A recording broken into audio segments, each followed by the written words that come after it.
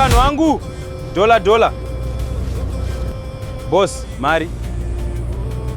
Ndakabhadhara pandakapinda. Makabhadharani? Iwe.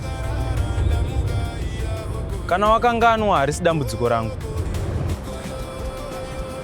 Pamwe watora mari ukakanganwa, handikanganwe marini. Saka wava kuti ndiri kunyepa. Hezvo mwana wangu, tora mari yako. Tisafambe tichiita ruzha. Maita yenyu gogo. Usanditende. Driver, ndosara pano. Vanhu ava. Mari. Samhanye. Ngatitange taziva kuti ndeyani.